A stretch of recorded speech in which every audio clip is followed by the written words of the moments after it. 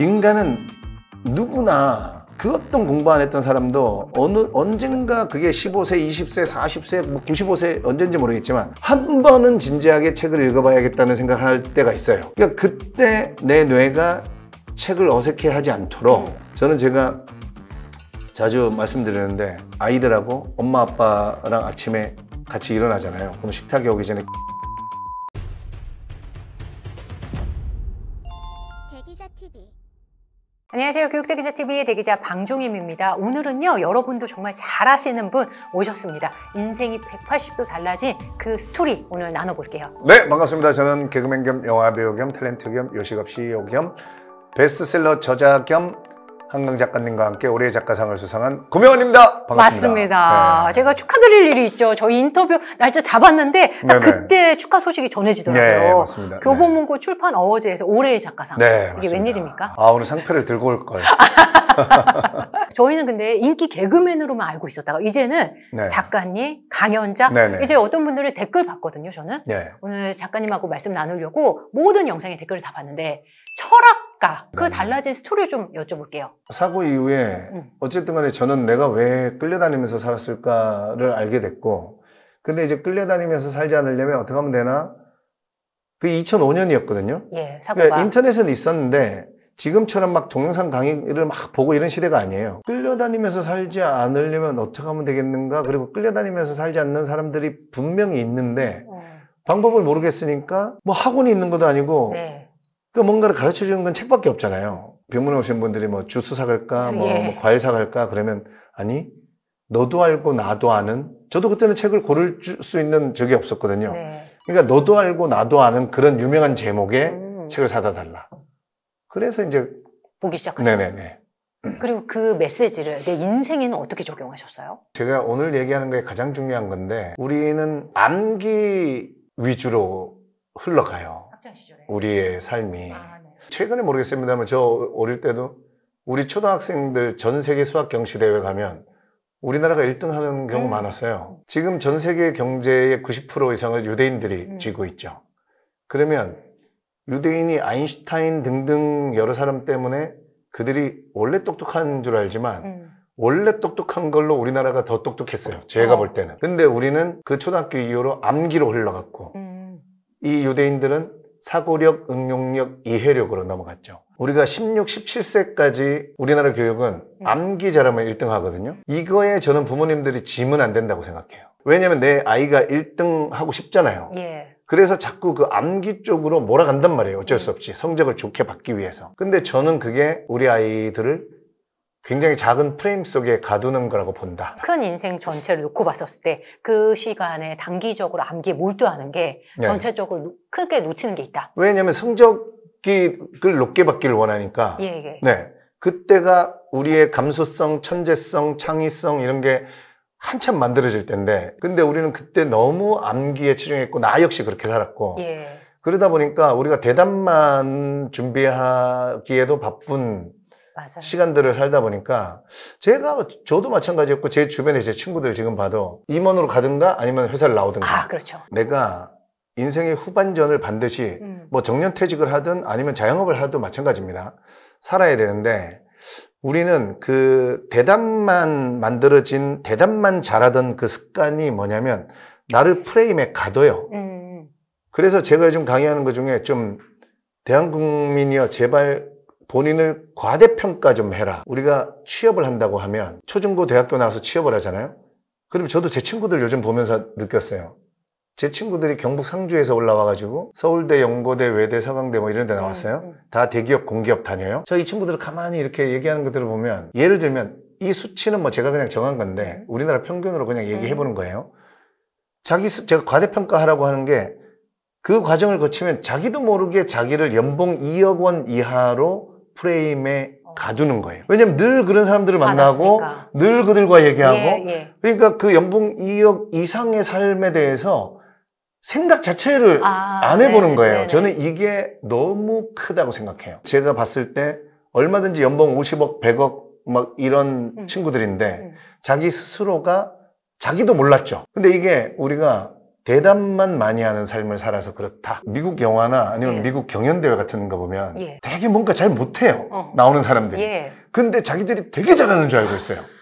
그렇게 인터뷰할 때 그런 거 많이 보지 않아요? 네네. 자신감. 그러니까 그 민족은 그 지형이고 역사, 문화가 늘 그렇게 내려왔어요. 이게 복불복이에요, 이거는. 우리는 조선왕조 500년에서 자꾸 겸손해라. 예. 내 탓이요. 네. 뭔가 이렇게 우리는 자랑하지 마라. 집어넣는 네. 요런 사고고, 저쪽 서양 쪽은 자꾸 막 내 거를 밖으로. 맞아요. 예. 그래서 우리가 지금 중진국에서 멈춘 이유가 제 생각에는 자꾸 터트려야 돼. 난 2억짜리가 아니고 50억짜리야, 100억짜리야. 계속 하다 보면 믿어져요. 그거를 안 하고 우리는 학부모님들이 암기 대답을 잘하는 준비를 시켜놔야 등수가 높아지니까. 또는 이런 것도 있을 것 같아요. 목표를 대학으로 생각하죠. 그렇죠. 네, 대학으로. 네.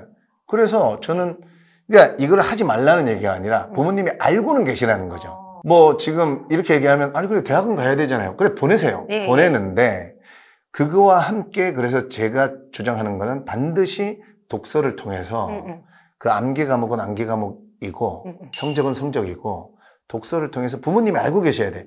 어떻게 하면 내 아이에게 사고력, 응용력, 이해력을 심어줄 것인가. 유대인들이 디아스포라의 민족이라거든요. 흩어진단 말이에요. 엄마랑 아이랑 헤어져서. 그러니까 이 부모님들이 얼마나 간절하겠어요. 그러니까 내 아이에게 돈으로, 건물로, 금으로 물려줘 봐야 다 뺏기고 파괴되고 하니까 이들이 깨달은 게 뭐냐면 아이를 사랑하는 마음이죠. 헤어지기 전에 최대한 빨리 내 아이에게 진정한 부는 내 아이의 안에다가 심어줘야 되는구나. 그래서 그러려면 어떤 교육법이 있을까? 네. 그들이 엄청 찾았을 거예요. 그렇겠죠. 근데 그들이 만들어 놓은 하브루타의 그 원리가 뭐냐면 질문이에요. 대답이 없어요. 그냥 질문을 던져주고 계속 생각하게 하는 거죠. 제가 고전을 읽읍시다 하는 이유가 고전이 책에서 질문형이 아니어도 고전은 비유와 압축, 상징, 은유, 주로 시 같은 거예요. 시가 한문으로 쓰면 말씀 언변의 절사자를 합치면 시예요. 그러면 시라는 말이 뭐냐면 절에서 쓰는 말 같은 거야. 산은 산이요 물은 물이다. 이러면 질문형은 아니지만 우리가 산은 산이요 물은 물이다. 이게 산은 물은 물이다. 이게 무슨 말일까? 그러니까 이게 질문처럼 오잖아요. 그러니까 비유와 압축과 상징과 은유는 늘 질문이에요. 그러니까 고전을 통해서 자꾸 이렇게 질문을 받아버릇해야 아까 말했듯이 내가 내 세계가 연봉 2억이냐 아니면 나는 얼마짜리인가 그 돈이 많은 게 중요한 건가 그게 결국은 돈이 제가 많아서 좋다는 게 아니라 그래서 인문고전 철학의 마지막 질문이 나는 누구인가로 끝나는 이유가 그거를 알아내면 그러고 나면 괜찮아요. 책의 힘을 언제 깨달으셨어요, 작가님은? 교통사고 난 다음에. 네, 교통사고 이후로 그대로 이제 큰일이 났죠. 이렇게 덤덤하게 말씀하시지만 정말 큰일이 났습니다. 네네, 여러분. 책을 쭉 읽어오면서 지금 이런 거예요. 자본주의 사회에서 뭐 우리 학부모님들도 자녀분들이 다 돈을 잘 벌기를 원하잖아요. 그렇죠. 그 기준으로 봐도 예를 들면 저는 이제 책을 워낙 낙서하면서 읽는 스타일이라 그 도서관에서 빌려서 못 읽어요. 저는 막 줄치고 막 뭐 쓰고 막 이래야 돼. 그러니까 모든 책을 삽니다. 그러니까 우리 집에 장사가 쌓여가는 그 곡선하고 저의 그 종합소득세 곡선하고 정확하게 일치해요. 비례해요? 근데 제가 뭐 책을 막 미친 듯이 읽지 않아요. 그러니까 요즘 같으면 출근하기 전에 뭐 메밀국수 집에 가든가 아니면 강의 가든가 저는 이제 집이 이태원 쪽이라 남산도서관에 일주일에 3번 갑니다. 3번. 가서 30분 있어요. 30분. 근데 그게 엄청난 힘이에요. 근데 그 역치가 쌓일 때까지는 좀 읽어야 되지 않나요? 당연하죠. 그때까지는. 이게 서두르면 안 돼요. 우리나라 민족성을 이길 수 있어야 돼요. 그러니까 많은 분들이 작가님 저는 평생 책을 한 권도 안 읽었었는데 작가님 강의 듣고 이제 책을 읽기 시작해서 책은 2달 동안 한 달에 3권씩 읽었습니다. 근데 저는 왜 연봉이 2배가 안 되나요? 이렇게 이제 질문하세요. 이제 그러면 안 되고 이게 근데 복리의 마법을 이게 어렵죠. 근데 우리 학부모님들 이런 얘기 많이 들어보셨죠? AI 시대에 대체되지 않을 그런 직업, 내 아이를 AI에 대체되지 않을 그런 존재로 만들어라. 우리가 뭐 세스 고딘이 린치핀이라는 얘기도 하고 리마커블 해줘라. 그러려면 어떻게 해야 돼요? 남들 안 하는 거 해야 되거든요. 제가 해보니까 가장 경쟁력 있는 행위가 뭐냐면 꾸준하게 뭔가를 하는 거예요. 제가 지금 유튜브 영상 긍정학원만 1105일째 올리는 거거든요. 근데 그래봐야 1095일이면 3년이에요. 3년 사실 별로 길지 않아요. 저는 올리는데 10분도 안 걸렸어요. 그러니까 그걸 꾸준히 하니까 이게 3년이 지나니까 사람들이 리스펙을 해주고 또 거기로부터 부가 창출이 돼요. 작가님 10대, 20대 때 읽으셨을까요? 10대, 20대 때 저는 싫어하진 않았어요. 아, 그러셨어요? 그러니까 이런 거죠. 우리 어린 시절에는 뭐 세계문학 전집 이런 게 있었죠. 이제 동네 엄마 아빠의 친구분들이 주로 그거를 파셨잖아요. 네네. 외판으로. 그러니까 그거를 저는 어릴 때 읽지는 않았지만 자주 펼쳐보기는 하는 아이였어요. 그래서 제가 일단 아이들에게 책을 읽으라고 강요하지 마시고 최대한 널어놔라. 우리 뇌는 뭔가 새로운 걸 하려고 할 때 거부감을 일으켜요. 왜냐면 우리 뇌는 칼로리를 최대한 아끼려 하는 그렇게 진화되어 왔거든요. 그렇죠.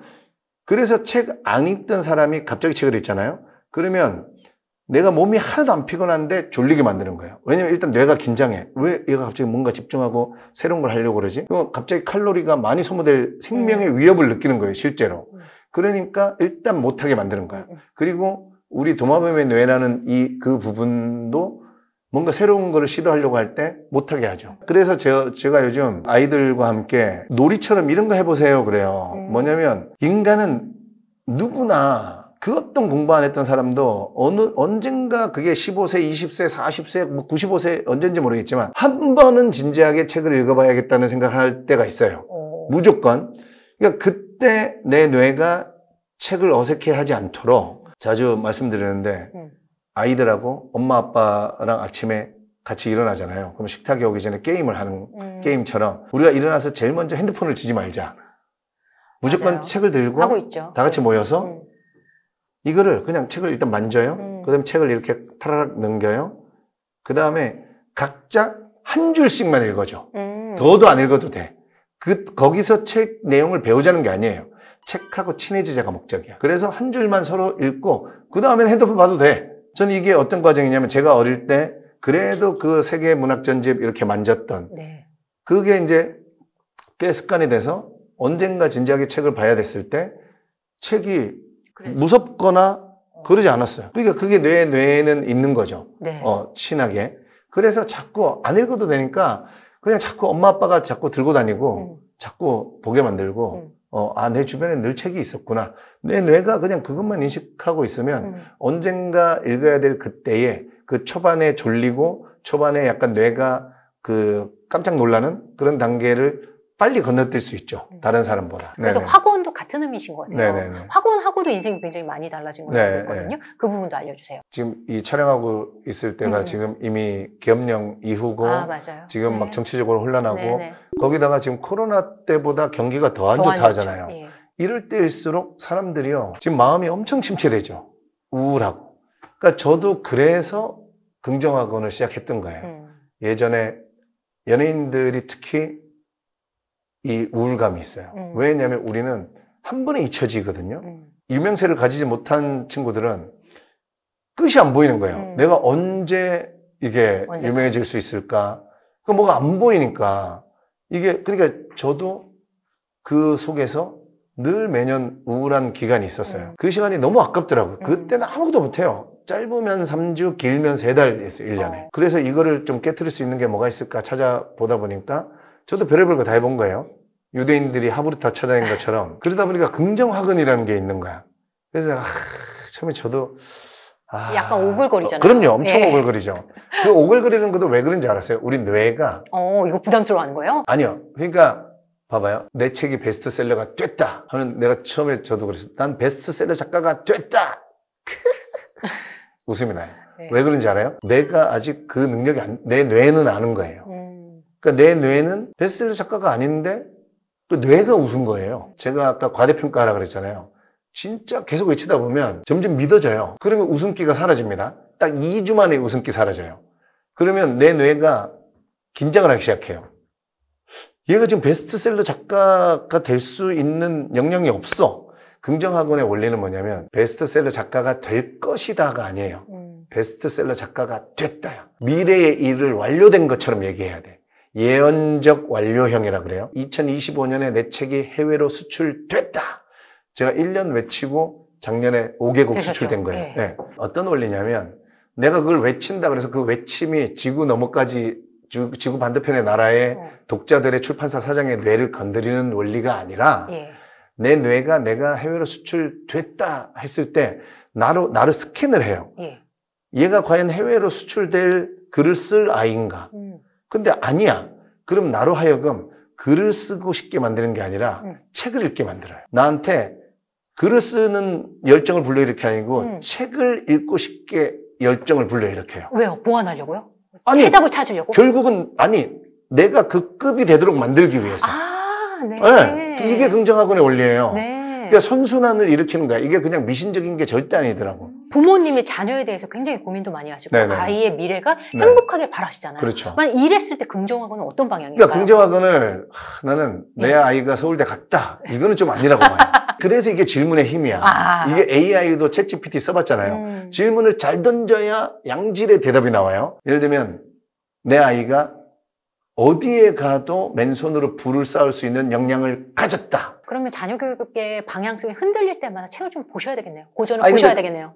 근데 부모님들도 책이 안 읽어지시면 그거 먼저 하시면 돼요. 긍정학원부터? 그러면 책 읽고 싶어질 거야. 그래요. 왜냐면 내 아이에게 내 아이는 스스로 끌려다니지 않고 우리가 또 이런 거 원하잖아요. 내 아이가 언제까지 남의 선택받으면서 남이 시키는 일 하길 원하지 않을 거 아니에요. 이런 거 한번 외쳐보세요. 내 아이가 너무 일하는 시간이 너무 행복한데 돌아봤더니 통장에 돈이 왕창 들어왔다. 이렇게. 일도 하고 돈도 벌었다. 일을 너무 행복하게라고 해야 행복하게. 돼. 일이 남이 시키는 게 아니라 일하는 시간도 너무 행복한데 돌아봤더니 통장에 돈이 왕창 들어왔다. 그렇게 아이를 위해서 이렇게 외쳐주세요. 그럼 그러다 보면 어머님, 아버님들이 스스로 내가 어떤 책을 읽어야 되고 내가 아이들에게 어떤 말을 해줘야 될지 반드시 알게 됩니다. 자연스럽게요. 네. 아이들로 하여금 절대 성공 쪽을 자꾸 얘기해주면 안 돼요. 요식업하는 제 후배들도 저한테 와가지고 형, 이런 걸 해보려고 하는데 하면서 우리는 다 좋은 쪽만 얘기해. 성공할 형, 삼겹살을 이렇게 해가지고 막 반찬도 예쁘게 하고 막 유니폼 다 맞추고 막 줄 쫙 서고 이러면 항상 안내도 이렇게 해주고 성공했을 때만 얘기하거든요. 절대 그렇지 않아요. 만약 건물주가 되고 싶다. 요즘 엄청 얘기하잖아요. 건물주가 됐을 때 매달 내가 일하지 않아도 월세가 따박따박 들어오고 이런 쪽만 생각하니까 저는 건물주가 못 된다고 봐요. 건물주가 됐을 때 얼마나 많은 고통이 따르고 그 세입자와의 문제, 세금, 그 다음에 그 안에 수리해야 되죠. 하수구 막히고 너무 큰 고통이 있거든요. 그거에 대해서 알지 못하면 저는 절대적으로 그걸 잡을 수 없어요. 근데 그런 모든 고통, 시련 이런 것들을 미리 책을 읽으면 미리 간접 체험으로 너무 뼈저리게 느껴지거든요. 그 중에서도 작가님은 고전을 얘기하시는 거죠. 그렇죠. 고전은 왜 고전이라고 하냐면요. 고전은 이런 거예요. 제 집에 지금 책이 한 4,000권이 있어요. 근데 내 책상 바로 옆에 따로 300권만 넣어두는 책이 있어요. 그러니까 이 4,000권은 고전의 후보들이야. 그래서 최근에 산 책도 여기로 오기도 해요. 근데 고전은 뭐냐면 일단 이 책은 나한테 검증된 거잖아요. 지금 살아남은 고전들은 제가 아까 말한 노인가보다 대면 몽실이 이런 것만 해도 고전은 그냥 오래된 책이 아니고 고전 중에 인간들이 도움이 안 되는 책은 다 없어졌죠. 우리가 얼마나 저걸 원해요. 학원에서도 쪽집게 가외. 뽑아달라고. 고전은 쪽집게 가외예요. 왜냐면 인간들이 그 수천 년, 수백 년 동안 나한테 도움이 되고 그랬던 것들만 모아져 있는 거거든요. 엑기스죠. 진짜 엑기스예요. 쪽집게 가위 선생님이 뽑아놓은 답안지다? 근데 이제 그게 안 와닿죠. 근데 저는 너무 와닿아요. 그래서 메시지를 나누시나 보다. 그리고 읽어보면 역시나 그런 또 매력이 있어요. 힘이. 그래서 그거 한번 믿어보시고. 그 메시지가 고전이 답했다. 마땅히 살아야 할 삶에 대하여 이 책에 녹아들어 있는데 지금 이렇게 말씀해 주셔도 잘 모르겠다. 이런 분들이 있다면 좀 알려주세요. 그러니까 꾸준히 뭔가를 하는 게 진짜 최고의 무기예요. 그래서 제가 2가지 추천해 드리거든요. 10쪽 읽어라. 그리고 한 줄 일기를 써라. 우리 어머님, 아버님들 한번 가만히 한번 생각해 보세요. 저는 사실은 초등학교, 중학교까지 저도 그런 교육을 받았는데 그 일기 숙제를 재교육을 시키든가 아니면 차라리 저는 그 숙제를 안 내주는 게 저는 우리나라 아이들의 창의력을 짓밟지 않는 거라고 저는 확신합니다. 왜냐하면 제가 글쓰기를 하잖아요. 네네. 글쓰기 중에 가장 하지 말아야 되고 재미없고 우리를 창의력을 뭉개는 글쓰기가 뭐냐면 순차적인 글쓰기야. 그러니까 우리 초중 때 일기 어떻게 썼어요? 네. 아침에 일어나 아침 먹고 학교 갔다가 점심 먹고 학원 갔다가 숙제하고 잤다. 그러니까 우리는 이게요 순차적인 글쓰기가 제일 재미없어요. 왜? 관객이 다 예측을 하잖아. 여러분 우리가 영화를 찍든 소설을 하든 광고를 하든 디자인을 하든 예술작품을 하든 예상하는 쪽으로 흘러가잖아요. 아무런 힘이 없고 매력이 없다. 일기는 저는 그렇다고 생각해요. 일기를 통해서 우리가 진짜 선진국으로 나갈 수 있는 힘을 가지려면 저는 한 줄 일기를 써야 된다고 주장하는 사람이에요. 어떻게요? 왜냐면 봐봐요. 한 줄 일기를 쓴다고 생각해 보세요. 대기자님도 저랑 오늘 지금 1시간 찍었죠. 이 앞에서 또 촬영하셨죠. 그렇죠. 오늘 또 월요일 하루를 보냈잖아요. 이거를 내가 오늘 하루를 한 줄로. 접속사 절대 들어가면 안 돼. 단문 한 줄이어야 돼. 그러면 뭐 고명을 만나고 누구를 만나고 밥을 먹고 고 이래도 안 돼. 예. 그냥 접속사 없이 한 문장으로. 예. 그러려면 우리가 뭐 해야 됩니까? 생각할 수밖에 없어요. 그렇네요. 가만히 앉아서 내가 오늘 아이들도 학원 가고 그러면 그중에 가장 중요한 뭔가를 뽑아와야겠죠. 그죠? 엑기스를 또. 그리고 결국은 은유와 비유와 상징과 그런 거를 쓸 수밖에 없겠죠. 네네. 써도 되고 안 써도 되지만 예를 들면 나의 오늘 하루는 망했다. 왜냐면 생각해보니까 너무 핸드폰만 봤어. 그럼 망했다 이렇게 쓸 수 있는 거예요. 그죠? 근데 나는 오늘 교육대기자 이 영상을 보고 책 읽고 싶어졌다. 아니면 나의 뭘 찾았다. 뭐 이렇게 쓸 수 있는 거잖아요. 근데 또 말씀드리지만 이걸 우리나라는 또 이거 한 줄 쓰라 그러면 이거 한 줄을 잘 쓰려 그래. 안 써도 됩니다. 예. 뭐를 알고 있으면 요거를 도출해내기 위해서 5분, 10분이라도 내가 이렇게 내 오늘 하루를 한 줄, 한 문장으로 단문으로 쓰려면 오늘 무슨 일이 있었지? 요때 우리가 발전하는 거예요. 의식이 확장되는 거고 몸값이 높아지는 거예요. 그래서 저는 10쪽 읽기와 한 줄 읽기 쓰기만 꾸준히 해도 충분히 저는 진짜 2년만 지나잖아요. 예. 그러면 이것도 제발 일주일에 매일 하지 마세요. 네. 제가 자유를 드릴게요. 일주일에 3번 이상. 예. 그러면 확연하게 차이 날 겁니다. 이 다른 아이들과의. 네, 오늘 고명한 작가님의 조언이 이게 맞는 길이야? 방황하는 분들, 그리고 고전의 힘을 깨닫지 못한 분들께 귀한 조언이 된 것 같습니다. 장시간 함께해 주셔서 감사합니다. 네, 감사합니다.